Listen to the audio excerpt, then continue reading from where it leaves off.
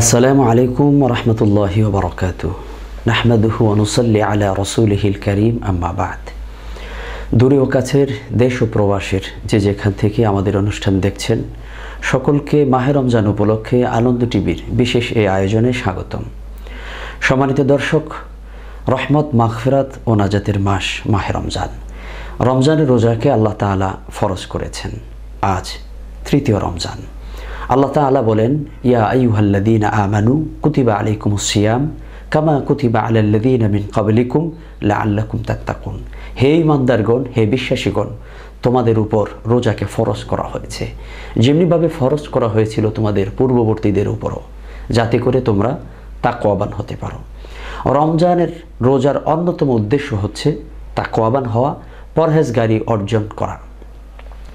হযরত আবু হুরায়রা রাদিয়াল্লাহু তাআলা আনহু থেকে বর্ণিত, আল্লাহ রাসূল সাল্লাল্লাহু আলাইহি ওয়াসাল্লাম বলেছেন, ইযা জাআ রমাদান ফুতিহাত আবওয়াবুল জান্নাহ ওয়া গুলিকাত আবওয়াবুন নার ওয়া সুফিদাতিশ শায়াতিন। আল্লাহ রাসূল সাল্লাল্লাহু আলাইহি ওয়াসাল্লাম বলেন, যখন মাহে রমজান আগমন করে তখন আল্লাহ সুবহানাহু ওয়া তাআলা জান্নাতের দরজাগুলোকে উন্মুক্ত করে দেন আর জাহান্নামের দরজাগুলোকে বন্ধ করে দেন এবং শয়তানদেরকে শৃঙ্খলাবদ্ধ করে দেন। তো রমজান উপলক্ষে আল্লাহ সুবহানাহু ওয়া তাআলা আমাদের জন্য জান্নাতের দরজাগুলো উন্মুক্ত করে রেখেছেন।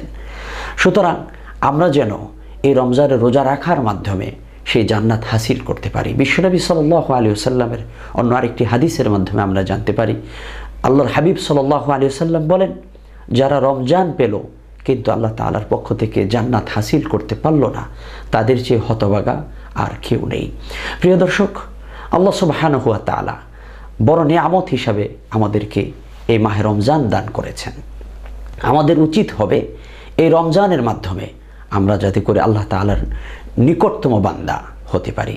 সালমান ফারসি রাদিয়াল্লাহু তাআলা আনহু থেকে বর্ণিত একটি হাদিস, আল্লাহ রাসূল সাল্লাল্লাহু আলাইহি ওয়াসাল্লাম শাবানের শেষের দিকে এসে তিনি একটি খুতবা দেন। হযরত সালমান ফারসি রাদিয়াল্লাহু তাআলা আনহু বলেন যে আল্লাহ রাসূল সাল্লাল্লাহু আলাইহি ওয়াসাল্লাম তিনি আমাদেরকে রমজানের আগমন উপলক্ষে নসিহত করেন যে এমন একটি মাস তোমাদের উপর ছায়া দিচ্ছে, এমন একটি মাস তোমাদের মাঝে আগমন করছে, যেই মাসে এমন এক রজনী রয়েছে যে রজনী হাজার মাসের চেয়ে উত্তম, যে মাসে একটি নফল ইবাদত করলে অন্যান্য সময় একটি ফরজ ইবাদত পালনের সমান সওয়াব সে পেয়ে যাবে। কেউ যদি একটি ফরজ ইবাদত পালন করে তাহলে সে অন্যান্য সময় ৭০টি ফরজ পালনের সমান সওয়াব পেয়ে যাবে। সুবহানাল্লাহি ওয়া বিহামদিহি। সুতরাং এই রমজানের মোবারকে আমরা বেশি বেশি করে ইবাদত বন্দিগির মধ্যে কাটাবার চেষ্টা করব। আর বিশেষ করে ইফতারের পূর্ব মুহূর্তে দোয়া কবুলের সময় আসুন আমরা আল্লাহ তাআলার কাছে দোয়া করি, আল্লাহ যেন আমাদের রোজাগুলো, আমাদের তারাবি, ইফতারি, সাহরি, যাবতীয় নেক আমলগুলো কবুল করুন। আমিন, আল্লাহুম্মা আমিন। রব্বানা যালামনা আনফুসানা ওয়া ইল্লাম তাগফির লানা ওয়া তারহামনা লানাকুনান্না মিনাল খাসিরিন। রব্বানা আতিনা ফিদ দুনিয়া হাসানাতাও ওয়া ফিল আখিরাতি হাসানাতাও ওয়া কিনা আযাবান নার।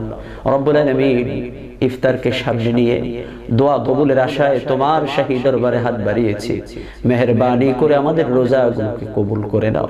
আল্লাহ আমাদের সাহরি, ইফতারি, তারাবি, যাবতীয় অনেক আমলগুলো কবুল করে নাও। আয় আল্লাহ আমাদের কোরআন তেলাওয়াত কবুল করে নাও রব্বুল আলামিন।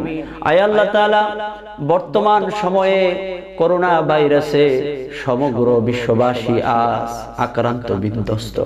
রব্বুল আলামিন, তোমার অনুগ্রহ, তোমার দয়া ছাড়া এই মহামারী থেকে আমরা কেউ মুক্ত হতে পারবো না।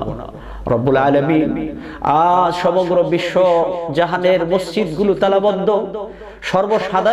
সাধারণের জন্য মসজিদগুলো উন্মুক্ত নয়। আয় আল্লাহ, আমরা আজ কষ্টে আল্লাহ জর্জরিত। রব্বুল আলামিন, কঠিন মুহূর্ত আমরা অতিবাহিত করছি। আল্লাহ তোমার দরবারে ফরিয়াদ, এই কঠিন অবস্থা মহামারী থেকে আল্লাহ এই রমজান মাসের উসিলায় তুমি আমাদেরকে মাফ করো। আল্লাহ মহামারী থেকে আমাদের সকলকে মুক্ত করো। যারা ঈমান নিয়ে দুনিয়া ছেড়ে বিদায় হয়ে গেছে তুমি তাদেরকে শাহাদাতের মর্যাদা দান করো। আর যারা অসুস্থ আল্লাহ তুমি তাদেরকে সুস্থ করে দাও। আল্লাহ এই মহামারী থেকে আমাদের সকলকে হেফাজত করো। ওয়া সাল্লাল্লাহু আলা নবিয়িনা মুহাম্মদ وعلى آله وأصحابه أجمعين سبحان ربك رب العزة عما يصفون وسلام على المرسلين والحمد لله رب العالمين بحق لا إله إلا الله محمد رسول الله.